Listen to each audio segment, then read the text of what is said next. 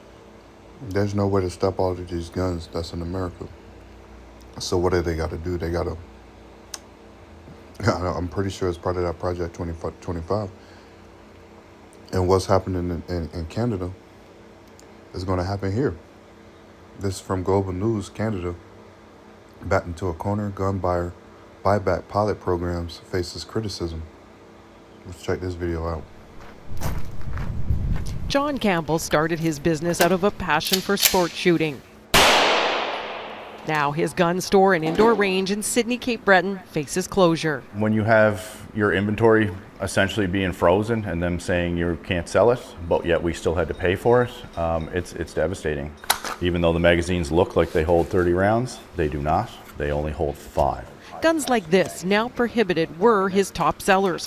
And he doesn't think it's fair to target licensed and regulated gun owners. You can't just go buy a firearm. There is a major process to owning them. The government says roughly 2,500 types now on the prohibited list shouldn't be in anyone's hands. This is about public safety and security of our communities. The federal government is testing a national buyback program first in Cape Breton, offering gun owners money for banned weapons if they turn them in to Cape Breton police or have them disabled by a gunsmith.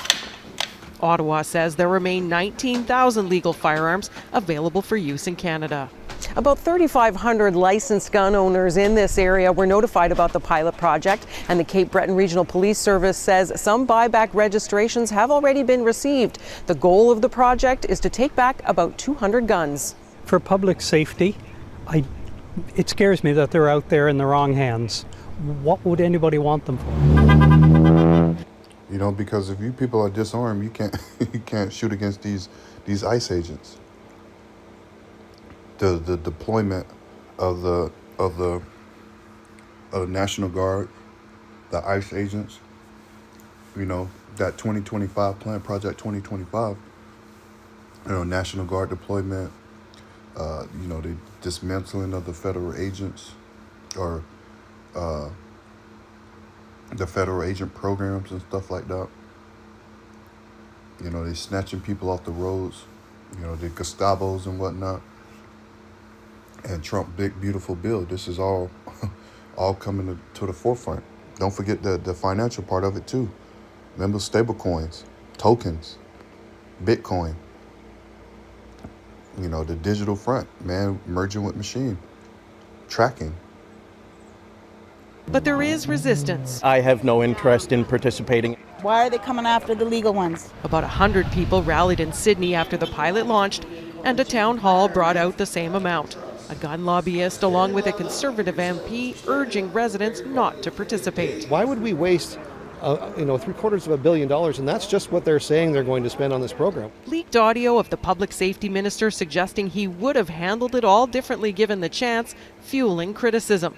Although this political scientist doubts government will back down. But where there may be some discussion, even within the Liberal caucus. Enough of that.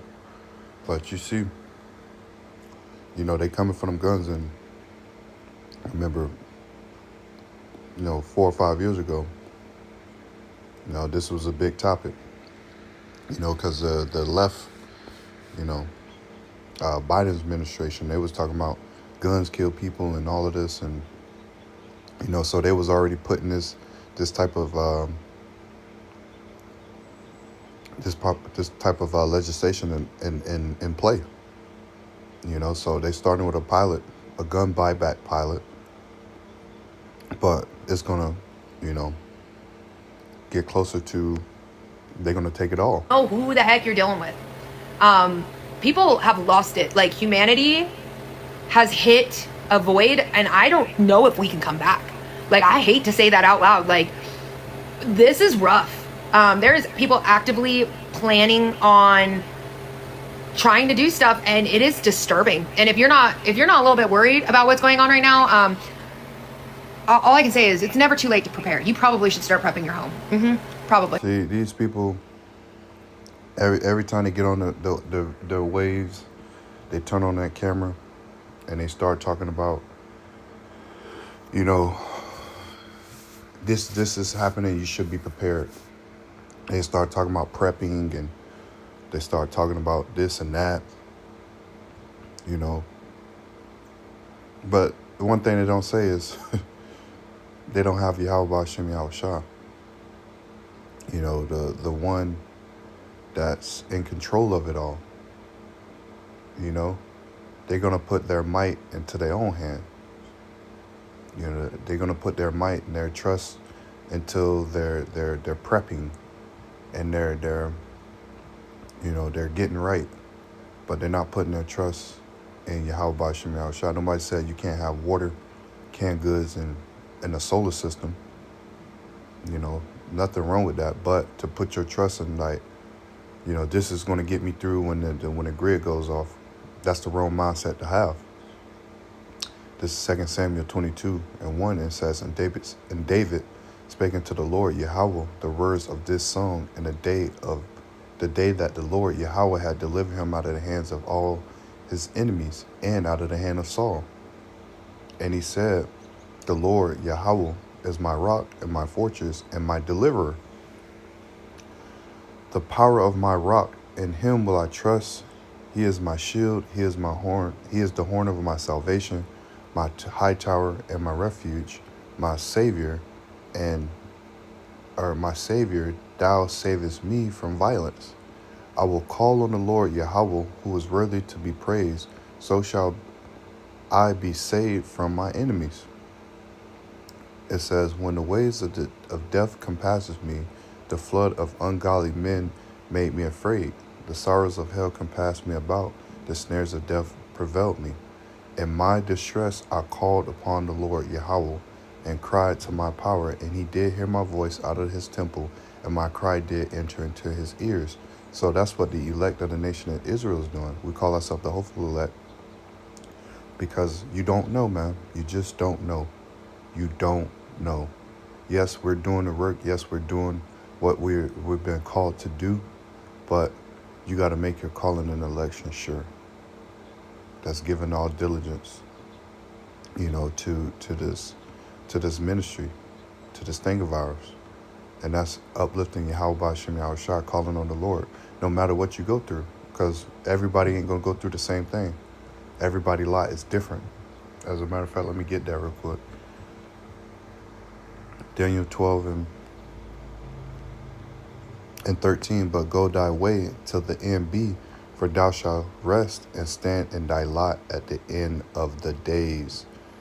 You're going to stand in your lot at the end of the days. No matter what it might be, you keep your trust in Yahweh Hashem Yahweh Shah to get the hell up out of here, you know?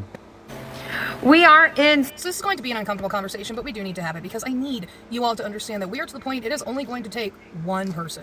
Like in movies, we always see how it's like a group of people taking on the police, or a group of people storming the mayor's house, or a group of people taking on the peacekeepers, but it's not going to be that. Like, America is the most heavily armed civilian population on the planet, and that has not gone unnoticed by the American government. And the suspension of things like the right of habeas corpus and due process is not going to sit well with the Ruby Ridge types. Nor should it. This is fucking bullshit. And you can argue with the fucking wall that it's never going to affect natural-born American citizens. It will, because it always does. And I don't have the fucking crayons or the history books to show you. Literally Google it. It always ends up involving everyone. On a long enough timeline, it is an eventuality that the wrong government shill is going to knock on the wrong civilian door. Someone who is already unhinged and paranoid and untrusting of the government, who has been waiting their whole fucking life, or at least their whole adult life, for this opportunity, is going to take it. They're going to be rightfully upset that a group of unmasked, unmarked, unnamed men showed up at their door armed to take them or their family away. And they're gonna fucking do something about it. And when they do, we will have truly and sincerely reached the point of no return. We will have the first open and intentional act of defiant warfare between the government and its civilians. And while there have been other instances where the three-letter Fed boys just kick down the door and murder everyone inside, it's never been on this scale. With Waco and with Ruby Ridge and with all these other extremist cloistered groups up in the mountains, they could always claim that these people were just, you know, You forget Edomite men are very violent. Either way, they've been waiting.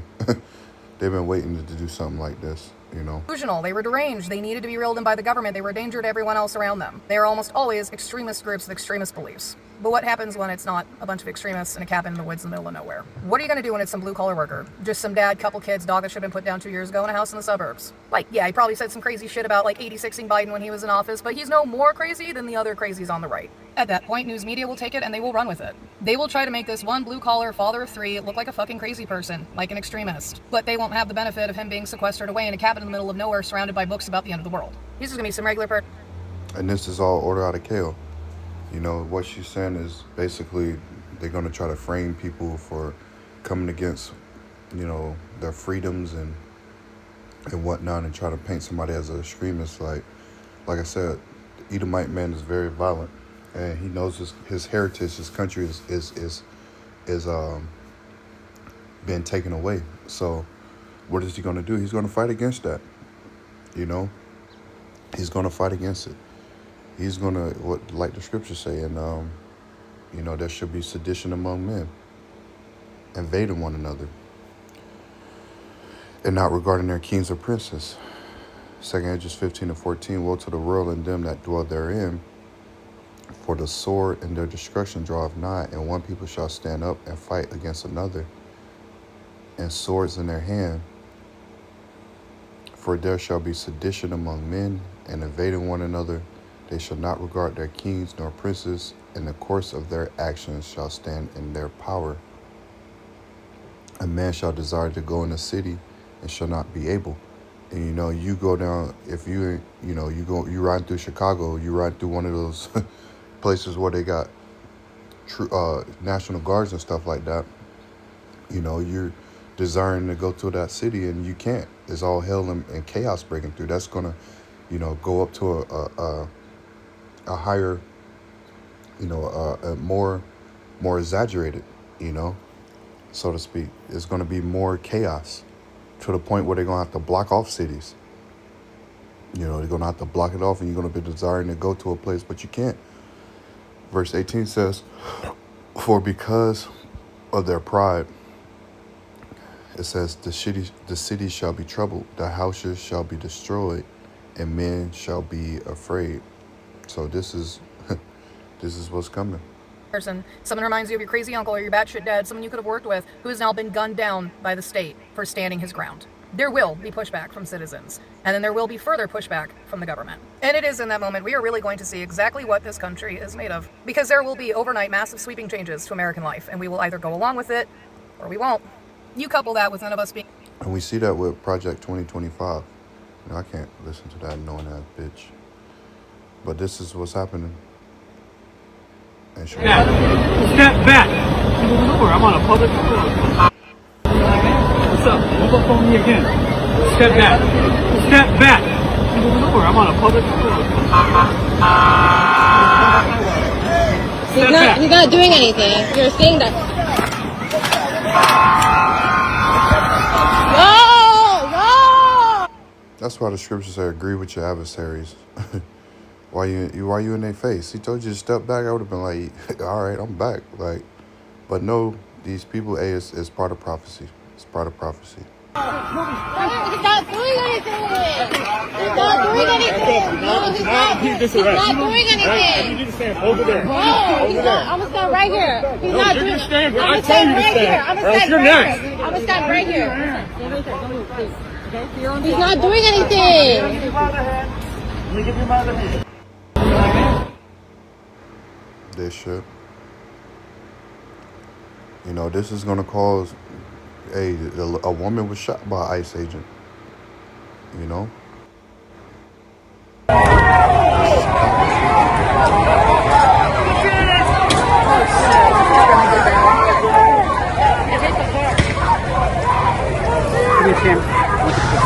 Angie's out of there.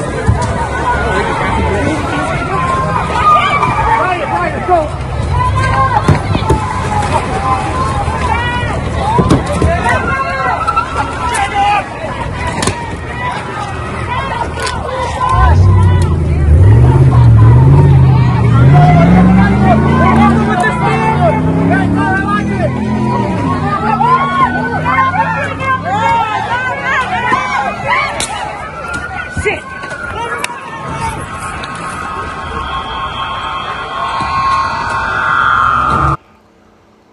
You know, when people are upset.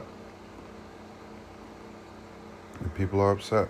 Let me get one more and then I'm going to close it out. Isaiah 9:19-2. And I will set the Egyptian against the Egyptians, and they shall fight every one against his brother, and everyone against his neighbor, city against city, and kingdom against kingdom. So this place is ripe for destruction. You know, judgment. And it's boiling up. You know, it's boiling up. You brothers be safe out there. Call Halalaylam Abanawa Yahweh Ba'ashem Yahweh Shah Ba'ashem Racha Kodash. I hope you was edified. Hope you got something out of this. Hope to see you on the next video, Lord willing. Shalom.